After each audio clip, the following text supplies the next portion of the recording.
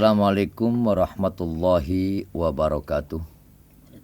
Sahabat Banten Podcast dimanapun berada, semoga senantiasa dirahmati oleh Allah Subhanahu wa Ta'ala. Ada sebuah hadis Rasulullah Sallallahu Alaihi Wasallam, kullukum ra'in wa kullukum mas'ulun an ra'iyatih, bahwa kita semua ini adalah pemimpin yang akan dipertanyakan tanggung jawabnya di akhirat kelak nanti atas apa yang dipimpin oleh kita. Karena sebagai makhluk hidup, khususnya manusia, itu punya naluri yang alamiah untuk memimpin, menguasai yang lain, dan maka dalam konteks agama, kepemimpinan adalah merupakan sebuah keharusan untuk menata kehidupan masyarakat, khususnya berbangsa dan bernegara. Dan dalam hal ini, setiap diri kita adalah pemimpin untuk diri kita masing-masing. Mudah-mudahan dengan tuntunan Allah Subhanahu wa Ta'ala, karena kepemimpinan ini adalah amanat dari Allah yang dibuktikan dengan ayat-ayat Al-Quran yang tertulis, bahwa adanya khalifah di alam bumi adalah untuk meluruskan, melanjutkan, menyampaikan hukum-hukum Allah di muka bumi ini. Dan ini merupakan sebuah keharusan dan kewajiban kita. Mudah-mudahan Allah senantiasa melindungi kita untuk menjadi pemimpin, khususnya pemimpin untuk diri kita sendiri dan keluarga kita. Kira-kira demikian. Assalamualaikum warahmatullahi wabarakatuh. Waalaikumsalam warahmatullahi wabarakatuh. Sahabat Banten Podcast, demikian pembukaan tema yang akan kita bahas pada hari ini. Pemimpin yang baik. Seperti apa pemimpin yang dirindukan oleh masyarakat? Seperti apa juga pemimpin yang baik? Sahabat Banten Podcast, telah hadir bersama kita pimpinan Pondok Pesantren Al-Munawar Bani Amin, Bapak Kiai Haji Mawang Munawar. Betul, Pak Kiai? Betul. Pak Kiai Haji Mawang, terima kasih telah berkesempatan hadir, meluangkan waktu aktivitas keseharian di Ponpes, dan mudah-mudahan Pak Kiai bisa memberikan pencerahan terhadap sahabat Banten Podcast. Amin, mudah-mudahan insya Allah. Pemirsa yang selalu setia menonton, menyaksikan. Pertanyaan pertama saya ingin mendengar sebuah riwayat dulu tentang kepemimpinan di zaman sahabat atau di zaman Rasul, seperti apa sebenarnya Pak Kiai? Alhamdulillah Kang Beni, ketika di masa Rasulullah Sallallahu Alaihi Wasallam juga di para sahabat, pergantian kepemimpinan setelah Rasul itu disebut dengan khalifah. Kemudian di masa Sayyidina Umar bin Khattab ada sebuah kisah yang luar biasa. Karena memang kebiasaan pemimpin kala itu dan merupakan sebuah pedoman bagi pemimpin-pemimpin di masa sekarang. Sayyidina Umar bin Khattab itu sering berkeliling kampung. Kalau bahasa sekarang mungkin belusukan. Melihat langsung kondisi real yang nyata di tengah-tengah warga masyarakatnya.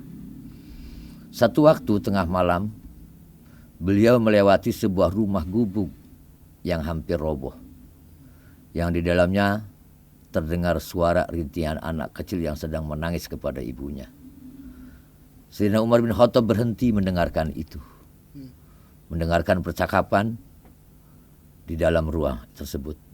Kata sang anak, kalau bahasa sekarang, "Mama, saya lapar." Sang ibunya menjawab, "Sabar anakku, kita orang gak punya. Tetapi walaupun kita nggak punya, seharusnya khalifah kita, pemimpin kita Umar bin Khattab memperhatikan kita masyarakat yang miskin ini. Kita memang sudah 2 hari tidak makan. Semoga Allah membukakan hati beliau." Padahal Sayyidina Umar bin Khattab sedang ada di luar rumah kala itu. Dia menangis menguraikan air mata. Dia merasa berdosa, "Ya Allah, aku jadi khalifah, tapi ada satu wargaku, masyarakatku yang masih kelaparan." Maka beliau pulang ke gudangnya. dia angkut bahan makanan, dipikul seorang diri tanpa memerintahkan orang lain, sampai datang kembali ke rumah orang tersebut yang miskin tersebut. Dia ketuk pintunya, assalamualaikum. Dari dalam dijawab oleh ibu yang tua itu, waalaikumsalam. Dan ternyata ibu tersebut belum mengenali siapa orang yang mengetuk pintu. Assalamualaikum ibu, ini bahan makanan titipan dari khalifah. Mohon maaf, khalifah tidak bisa memberikan apa-apa. Padahal yang ngomong itu adalah beliau Umar bin Khattab. Diserahkanlah, sehingga ibu tersebut berdoa, ya Allah, semoga memberikan umur yang barokah kepada Khalifah Umar bin Khattab.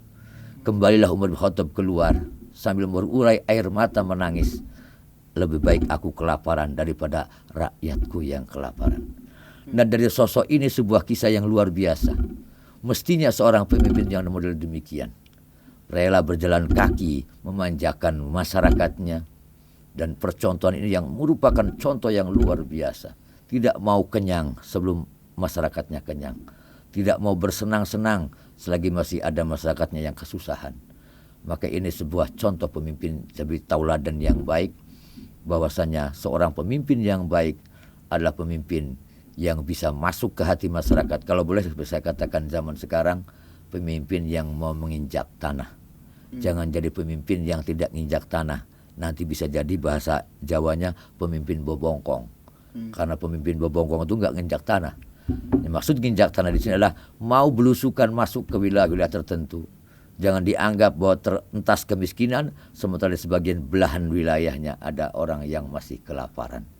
Itulah kisah yang jadi contoh buat kita, yang mudah-mudahan ini bisa menggugah hati kita semua, bahwa apa yang kita lakukan mampu bermanfaat bagi orang-orang yang kita pimpin atau masyarakat yang dipimpinnya. Kira-kira begitu Kang Beni. Sepintas banyak contoh-contoh yang lain.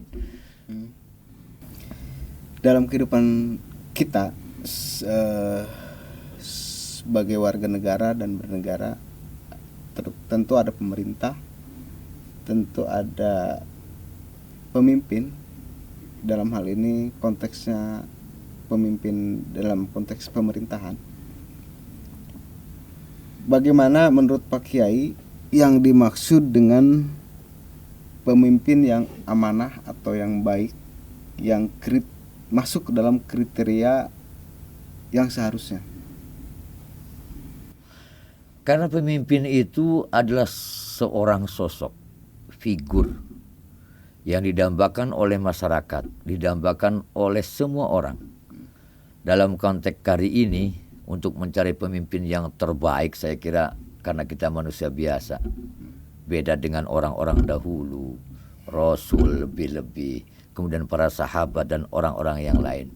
Karena memang ketika kita ditunjuk dari pemimpin lewat konstitusi, contoh kalau dalam pemerintahan, ada sebuah pengembangan tugas yang luar biasa, yang dengan wilayah yang luas, kemudian juga kemampuan yang terbatas, tetapi minimal semaksimal mungkin menjadikan sebuah pengabdian. Karena hakikatnya pemimpin yang baik itu bukan yang dilayani. Pemimpin yang baik itu pemimpin yang mampu melayani segala kebutuhan masyarakat dalam kapasitas kemampuan sebagai seorang pemimpin yang dia miliki. Nah, makanya kriteria ini tentunya adalah membawa hal-hal yang baik, mensejahterakan maksud saya, juga memberikan sebuah kecukupan, jaminan keamanan, keselamatan, kenyamanan, agar orangnya kita, contoh saya dalam rumah tangga lah. Saya sebagai seorang kepala rumah tangga tentu ingin menciptakan bagaimana agar istri saya nyaman tinggal di rumah saya, anak-anak saya nyaman tercukupi segala kebutuhannya dalam batas konteks kemampuan finansial di pribadi saya.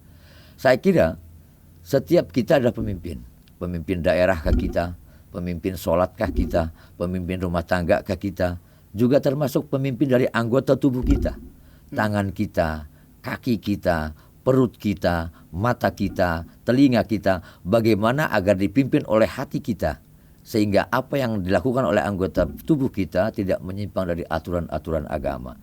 Lebih-lebih pemimpin sebuah wilayah, di mana kemudian segala hal aspek kehidupan masyarakatnya merupakan sebuah tanggung jawab dia. Kita lihat, kita bisa saja mengatakan semua kenyang, anak istri saya kenyang, padahal mungkin saja dia satu piring berempat, bertiga. Dan itu merupakan tanggung jawab kita. Sebab nanti di hadapan Allah Subhanahu wa taala akan dimintai pertanggungjawaban. Jadi kriteria pemimpin yang baik dimulai dari hatinya, siap atau tidak untuk mengabdi dan melayani. Jangan pengen dilayani. Islam mengajarkan pemimpin yang baik adalah pemimpin yang mau melayani. Sama seperti kita ketika kisah Rasulullah Sallallahu Alaihi Wasallam ketika di Madinah perang Khandaq. Beliau luar biasa. Sebelum orang lain menggali, Khandaq itu parit besar yang membatasi kota Madinah. Karena Rasul sudah pindah hijrah ke Madinah, maka terjadi perang dengan suku Quraisy. Agar kuda suku Quraisy tidak masuk ke perbatasan Madinah, maka digalilah kesepakatan parit seputar kota Madinah. Sebelum yang lain menyangkul, Rasul nyangkul duluan. Itu pemimpin yang baik. Kadang-kadang kita kan nggak begitu zaman sekarang yang kita temukan. Yuk kita gotong royong. Orang-orang gotong royong, dia nongkrong. Itu bukan pemimpin. Nah, ketika Rasul mengangkat cangkulnya, maka ada suara yang khas. Ada sebuah batu beradu. Kemudian sahabat yang ketika dekat dengan Rasul berkata, suara apa itu wahai Rasul? Ketika keangkat cangkulmu ada suara batu kecil beradu. Rasul angkat jubahnya, di perutnya terikat seikat surban, dalamnya ada 5 batu untuk pengganjal perutnya. Menangislah sahabat. Rasul, di sana banyak makanan. Apa jawab Rasul? Biarkan mereka kenyang dulu, aku tunggu sisanya. Saya rasa zaman sekarang jarang kita temukan, bahkan hampir tidak ada. Apalagi dipercontohkan dengan Rasul. Lebih-lebih kepada Rasul jauh tidak mungkin sebagai perbandingan buat kita. Minimal sepersekian persen lah. Kita kan selalu berdalih, itu mah Rasul wajar, itu mah khalifah wajar. Kita manusia biasa yang pasti banyak kekurangan, banyak khilaf, banyak dosa, banyak salah. Apakah relevan maksudnya ketika tauladan-tauladan itu kemudian dimentahkan oleh, namanya juga kita manusia, memimpin hanya dengan nafsu, tidak menjadi acuan. Menurut Kiai gimana tuh? Selalu dibedakan gitu. Ada orang beranggapan, oh itu kan Rasul yang dekat dengan Allah, orang suci, orang mulia, didamping malaikat Jibril. Oh itu kan sahabat, imannya sudah kuat. Model kita nggak mungkin, jelas. Model kita tidak akan pernah mampu mengikuti setiap gerak-gerik Rasul. Model kita nggak akan pernah mampu mengikuti gerak-gerik para sahabat. Tetapi ada sebuah upaya ikhtiar. Sehingga kenapa Rasulullah SAW ada 2 hal. Rasul manusia, tetapi bukan manusia biasa. Dari sisi kemanusiaannya, kita juga manusia. Walaupun kita jelas manusia biasa, bedanya jauh luar biasa. Tetapi kemudian ada ikhtiar berupaya mengikuti alur yang telah digariskan, dipercontohkan oleh Rasul. Kalau mencontoh Rasul secara apalagi 100%, sekian persennya jauh nggak mungkin model kita. Tapi kan ada kaidah-kaidah tertentu yang diajarkan. Jangan kemudian melakukan belum, ikhtiar belum, upaya belum, syariat belum. Contoh yang gampang. Ketika kita punya anak istri butuh nafkah yang tercukupi, sementara kita belum melakukan upaya maksimal, kita disalahkan lah. Contoh yang gampang, anak saya yang agak gedean minta sepeda dong. Oh abang gak mampu, padahal cuma duduk. Itu belum merupakan ikhtiar yang maksimal. Jalan dong keluar, cari uang dong, nafkah dong, supaya beli ke sepeda. Gak bisa beli juga, toh ada cara yang lain. Kalau sudah maksimal, baru kita katakan, aku belum bisa dan aku belum mampu. Dilalahnya sekarang pola pikirnya adalah, oh kita kan bukan salah lah kalau kita bandingkan kepada Rasul. Oh kita kan bukan sahabat, ya jelaslah beda dan gak mungkin pernah tercapai. Tetapi upaya apa yang kau lakukan? Semaksimal apakah yang kau kerjakan untuk mengikuti alur yang telah digariskan? Apakah sebagai seorang pemimpin rumah tangga, sebagai suami? Betul, Rasul contoh segala contoh, pemimpin tauladan yang baik. Rasul sebagai suami yang baik, walaupun gak seperti Rasul, tapi ada garis kaidah-kaidah tertentu yang diajarkan Rasul. Yang kalau mencontoh 100% apalagi sekian persen gak mungkin mampu. Minimal dari bahasanya, minimal kita merubah perilaku kitanya, karena kaidahnya jalurnya sama. Jadi pemimpin daerah, pemimpin wilayah, pemimpin sholat dan sebagainya. Sudahkah ada upaya maksimal yang kita lakukan? Kalau belum, jangan mengatakan, jangan contohkan. Kan enaknya begitu zaman sekarang. Wong itu makan tingkat tinggi, nggak mungkin dong dicontoh oleh kita. Kau saja lakukannya sampai sebatas mana maksimalnya. Ikhtiar itu tidak ada batas, sekemampuan. Kadang-kadang contoh pemimpin, saya jadi imam sholat, ada orang nggak mau sholat. Kenapa nggak sholat, bang? Sayanya nggak punya sarung. Ya udah, salah. Kalau kita jadi imam yang baik agar dia jadi makmum juga, maka minimal kita kasih dong dia sarungnya. Ini sholatlah, kalau nggak ada sarung buat nutupin aurat, baru ada upaya maksimal. Jadi itu talinya, benang merahnya di situ. Semangatnya belum ada, dipatahkan sebelum ada ikhtiar. Tuh. Boleh nggak pakai misal dalam sebuah pemerintahan ada pemimpin, ada rakyat. Rakyat ini kecewa, kemudian melakukan kritik terhadap pemimpinnya, kritik melalui apapun ya, kritik pernyataan. Kemudian bahkan ada juga yang melakukan aksi demonstrasi misalkan. Nah, secara hukum kalau di undang-undang pemerintahan kan boleh. Apakah juga ada versi berbeda dari PKI, boleh nggak menyampaikan aspirasi atau seperti itu? Contoh kecil sajalah, sholat berjamaah di dalam sebuah masjid. Kita bayangkan sebuah negara. Kemudian ada imam, ada makmum. Di dalam sholat saja diperbolehkan mengingatkan imam ketika melakukan sebuah kesalahan. Ketika dia laki-laki, maka dengan mengucapkan subhanallah. Berarti dua-duanya harus punya ilmu. Maka ini sebuah konteks awal dasar. Jadi imam harus ada pemilihan, jadi makmum tanpa harus dipilih, siapapun ngikut. Tetapi bagi yang punya ilmu, yang mengerti bahwa sholat ini tidak sesuai, bahwa aturan ini tidak sesuai, bahwa kebijakan ini tidak sesuai, udah tahu di belakang makmumnya sakit, bacaannya panjang-panjang. Sudah tahu di belakang ada makmum, dia sholatnya salah, maka makmum, masyarakat diperbolehkan untuk mengingatkan si imam dengan kode etik tertentu, seperti mengucapkan subhanallah. Oh, imam upama doa kunutnya kaliwat, atau imam upamanya harusnya di rakaat kedua tapi dia bangun, padahal sholat isya rakaat kedua harus tahiyat awal, atau dia bacaan fatihahnya atau bacaan suratnya dia berulang-ulang gak hafal, lupa, maka yang di belakang makmum subhanallah kalau sama-sama laki-laki. Maka berarti di situ boleh diingatkan dengan berbagai macam cara yang tidak merusak sholat. Dalam kehidupan tatanan bermasyarakat, dalam sebuah pemerintah, dalam sebuah negara, ketika seorang pemimpin punya sebuah kesalahan, kemudian masyarakat melakukan kritik yang membangun, tapi jangan kritik yang tidak membangun. Kritik membangun sambil menawarkan solusi, tentunya itu yang baik. Maka di sholat itu ada subhanallah, mengingatkan subhanallah, subhanallah, subhanallah. Ternyata imamnya bahasa Serangnya tambleg, nggak ngerti bahwa itu bacaan subhanallah itu adalah bacaan mengingatkan dia. Maka ini si makmum mufarokoh kalau hal-hal yang wajib dan rukun. Satu. Kemudian yang kedua adalah kalau perempuan ketika berjamaah itu mengucapkannya dengan tepuk tangan, mengingatkannya. Imamnya umpamanya laki-laki atau imamnya sama-sama perempuan, makmum perempuan, maka dia tepuk tangan, cuma tidak beradu begini, cabut dengan di punggung, dengan diadu dengan tangan begini. Jadi ada suara, hanya ada kode mengingat. Tentu ini dua-duanya harus punya ilmu. Pemimpin imamnya punya ilmu tentang sholat, pemimpin pemerintahannya punya ilmu tentang pemerintahan dan kemasyarakatan dan tentu dengan negaranya. Nggak mungkin dong seorang pemimpin negara nggak tahu tata negara.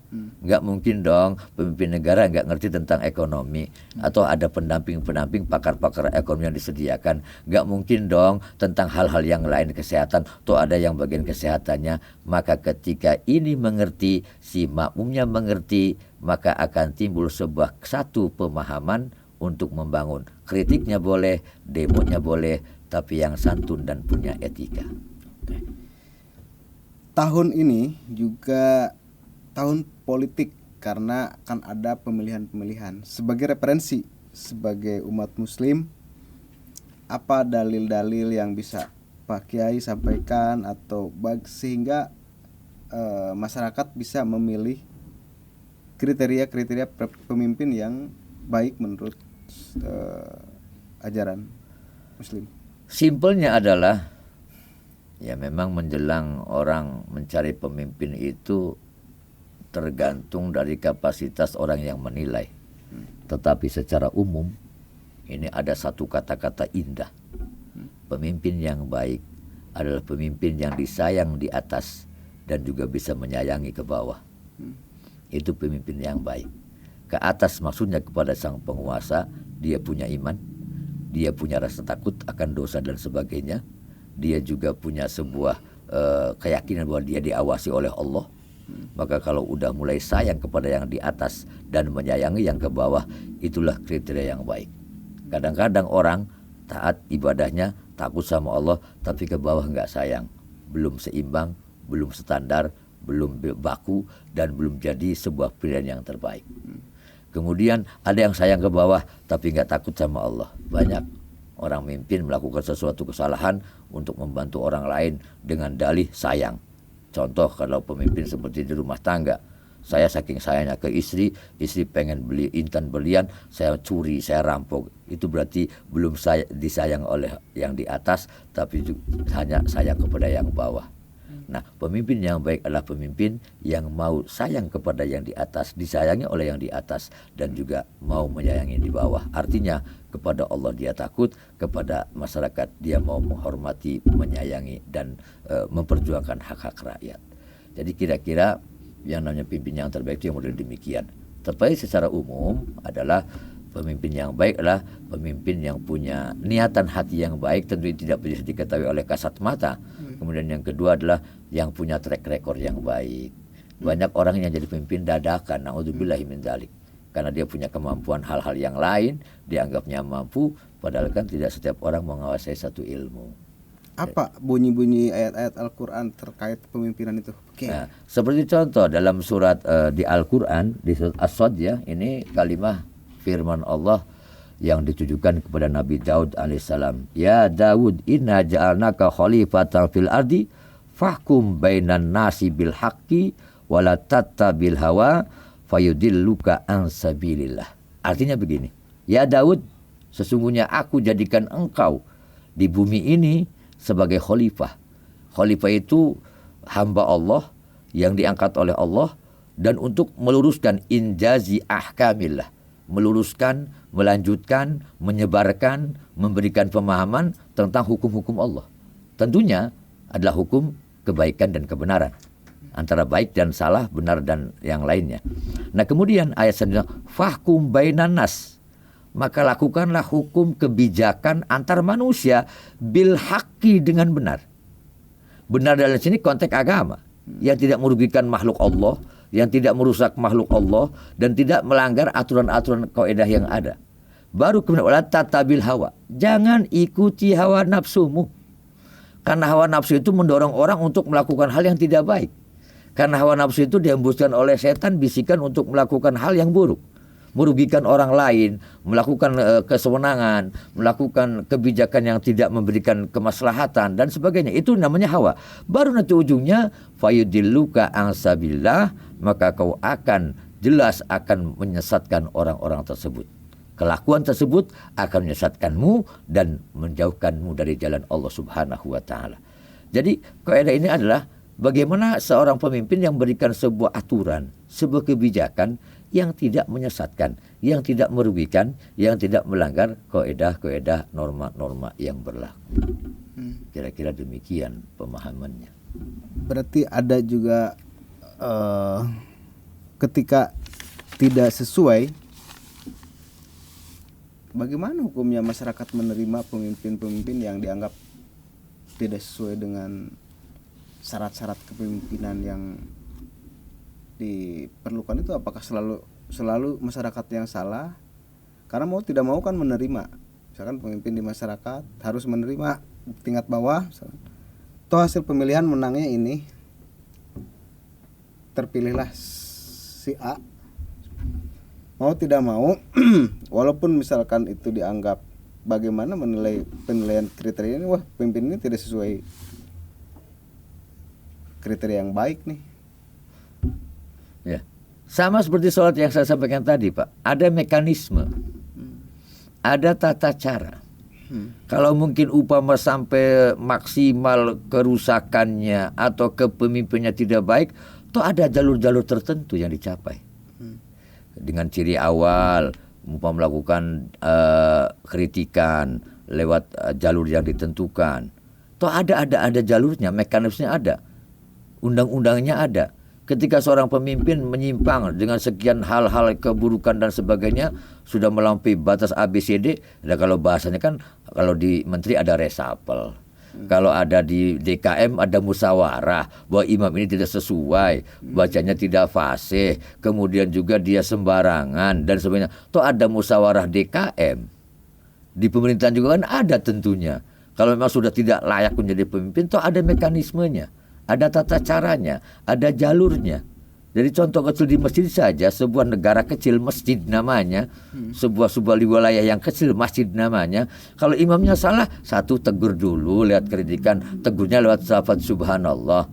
Kalau sudah kemudian tidak jadi juga, begitu beres sholatnya, toh ada musyawarah DKM. Kita tuh ada tingkatannya di DPRD-nya mungkin atau di lembaga legislatifnya atau bla bla, saya nggak ngerti ke arah pemerintahan begitu. Contoh kecil saja lah, imamnya salah, ada mekanismenya kok. Nggak langsung kemudian salah langsung ditarik, ya berantem di tengah masjid, bukan ibadah namanya. Karena untuk meluruskan sesuatu itu kan butuh proses. Meluruskan sesuatu itu kan butuh sebuah tahapan. Rasul juga mengatakan, man ra'a minkum mungkaran falyughayyir biyadihi. Siapa saja orang yang melihat kemungkaran, coba rubahlah dengan kekuasaannya, dengan jabatannya. Kita lakukanlah hal itu.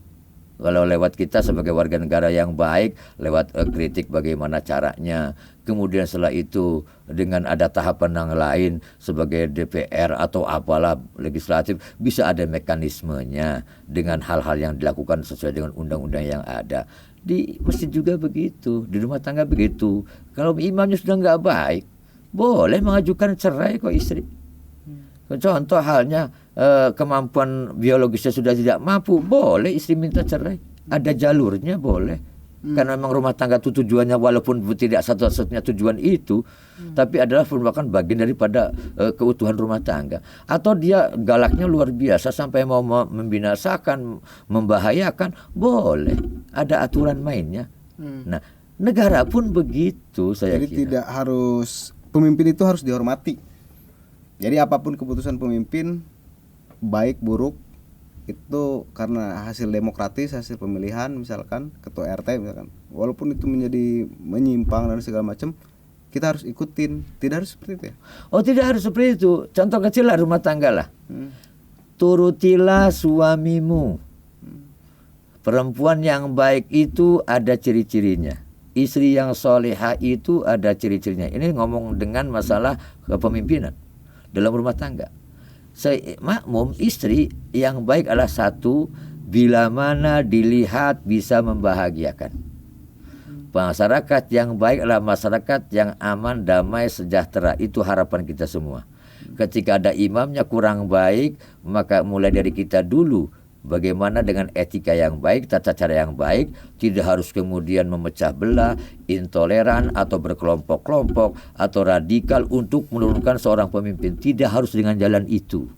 Ada etikanya, ada mekanismenya. Satu, jadi makmum, yang pertama istri itu adalah satu, bila dipandang menyenangkan suami. Yang kedua, ketika diperintah ikuti suami selagi perintahnya tidak melanggar agama, tidak melanggar hukum. Boleh turutin dan wajib. Saya diperintah oleh ibu saya, ibu kandung saya, nak kamu mencuri. Perintahnya salah, yang merintah orang yang mulia tentunya ada etika cara untuk menolaknya. Tidak harus langsung kemudian, oh enggak boleh bu, ibu ini tersesat haram, oh enggak bisa. Atau suami merintah, neng tolong dong curi sertifikat sawah punya ibumu, berarti mertuanya.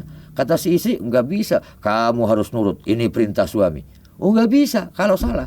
Tetapi ada etika, ada adab, ada tata krama, ada mekanisme untuk menolaknya. Seorang pemimpin melakukan sebuah kesalahan, Anda harus begini, boleh-boleh saja. Tetapi tolakannya, penolakannya ada etika dan mekanismenya. Enggak sembarangan, enggak frontal, enggak berontak, oh enggak bisa. Apalagi yang bisa menjadi referensi untuk masyarakat untuk kita agar kita bisa mendapatkan pemimpin-pemimpin yang adil, yang baik. Seorang gadis mencari pemimpin berarti suami. Dalam konteks agama ada beberapa hal. Yang pertama, istikharah tentunya. Kita akan memilih si A jadi pemimpin wilayah kita. Kalau dalam agama Islam, istikharah, memilih mana yang midorot, mana yang maslahat. Maka kuncinya satu kepada Allah dulu. Ya Allah, tunjukkanlah padaku pemimpin yang baik. Satu. Yang kedua, seorang perempuan, gadis ingin punya suami, tentu juga ada faktor pendekatan dan perkenalan dengan calon pemimpinnya. Gak mungkin dong kita nunjuk orang jadi pemimpin yang akan memimpin masa depan kita sembarang orang yang kita tidak kenal. Yang ketiga, lihat pergaulannya. Si A nyalon anu, maka lihat dulu dia sering bergaul dengan siapa. Karena orang dulu kalau cari menantu tuh cari temennya dulu. Itu si anak itu jejaka tuh cinta sama anak saya wanita. Saya akan nanya dulu ke teman-temannya, dia bergaul dengan siapa? Oh, dia baik pak, barengnya sama ustadz sama kiai. Walaupun kita nggak pernah tahu dia bareng kiai itu mau nyuri handphone kiai. Walaupun, tetapi minimal dari ruang pergaulan. Cari pemimpin pun begitu. Oh, dia track recordnya bagaimana? Oh, dia pernah jadi pemimpin anu lah, tapi sekarang naik lagi di pemimpin wilayah yang lebih luas lagi. Kita tahu track recordnya dulu. Dulu dia bagaimana, berkawan dengan siapa, tingkah lakunya bagaimana, baru kita akan tentukan pilihan. Ini yang jadi referensi untuk warga masyarakat. Carilah pemimpin, tapi dengan tahapan-tahapan yang tadi, istikharah, kemudian juga pendekatan, tahu kenal dia, apa karakter bagaimana. Yang ketiga, tanyakan lingkungan pergaulannya, baru kita lakukan. Saya rasa ini untuk meminimalisasi kesalahan kita untuk memilih pemimpin. Karena kita sendiri seperti disampaikan Pak Kiai adalah pemimpin buat diri kita sendiri, buat tangan, kaki, dan anggota badan yang lain, dan juga pemimpin di rumah tangga. Maka apa yang harus dilakukan dan menjadi catatan agar kita menjadi pemimpin yang baik?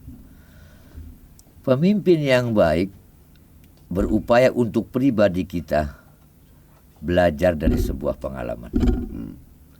Tangan kita akan bergerak anggota kita karena kuncinya di hati kita. Hati kita, anggota kita bergerak perintah dari hati. Maka kalau hatinya baik, maka anggota baik. Itu ucapan Rasulullah SAW. Di dalam jasad manusia ada segumpal daging. Kalau daging itu baik, maka seluruh anggota badannya akan baik. Kalau daging itu buruk, maka semuanya jadi buruk. Apa itu? Ala wahyal qalbu. Bahwa dia adalah setumpuk daging yang namanya hati.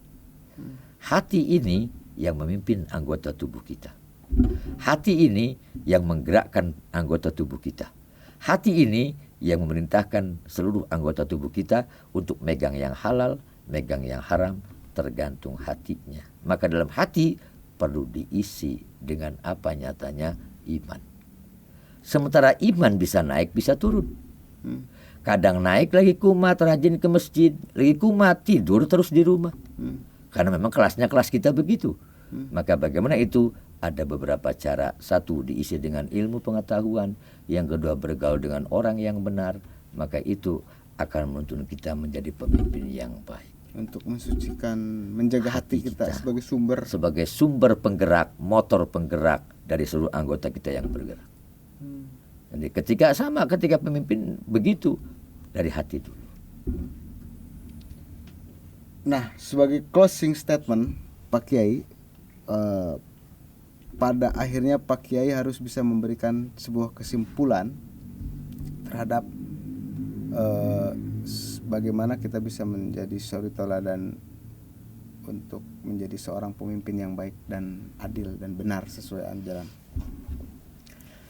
Untuk mencapai pribadi kita menjadi pemimpin yang baik, pemimpin yang adil, pemimpin yang benar, satu, pendekatan kepada Allah. Tentunya lewat ibadah. Ibadahnya benar, berarti ada ilmunya. Ilmunya benar, berarti dekat dengan ulama. Maka kuncinya adalah banyak-banyak dekat dengan ulama, orang yang mengerti tentang agama, orang menyampaikan hak dan batil, orang menyampaikan benar dan salah, dan orang yang menuntun kita untuk dekat dengan Allah. Maka ingin menjadi pemimpin yang baik, dekati, kumpul bareng dengan alim ulama. Itu sebagai persyaratan. Kenapa? Kalau orang jauh dari ulama, ancaman bahkan dipertegas oleh Rasul, andai kata nanti pada zamanku, kata Rasul, akan ada 3 macam perkara. Yang pertama, menjauhi alim ulama. Saya di zaman adalah ummati yafiruna anil ulama. Nanti masanya menjelang kiamat, masa akhir zaman, orang banyak jauh dari alim ulama. Maka yang timbul satu adalah Allah jadikan dia orang-orang yang diberikan pemimpin yang zalim. Tapi jangan sampai kemudian pas dia mau nyalon kepala daerah dia dekat Baru dekat. ulama. Makanya ini track recordnya nggak 5 tahun, Pak. 10 tahun, 15 tahun yang lalu. Orang kalau bisa saja namanya kamuflase, bungkusan, lipstik, rekayasa. Baru ketika menjelang mau pengen dipilih, baru dekat dengan kiai, dekat dengan ustadz. Jangan mau dimanfaatkan kiai. Maksud saya adalah yang mampu mewarnai sejak awal. Dari track recordnya, latar belakangnya, bla bla bla bla bla. Jangan kadang-kadang ngaku Islam tapi sholat nggak pernah, modelnya naudzubillah min dzalik. Jadi pendekatannya adalah satu, dekat dengan ulama, tetapi bukan dekat kumat-kumatan kalau bahasa Serang. Oke. Sahabat Banten Podcast, demikian tadi. Semoga ini menjadi membawa manfaat untuk kita semua. Amin. Apa yang disampaikan oleh Pak Kiai Wawang. Pak Kiai, terima kasih dan kita Sama-sama. akan terus berkelanjutan mengisi program-program agama di malam Jumat. Billahi taufiq wal hidayah. Wassalamualaikum warahmatullahi wabarakatuh. Waalaikumsalam warahmatullahi wabarakatuh.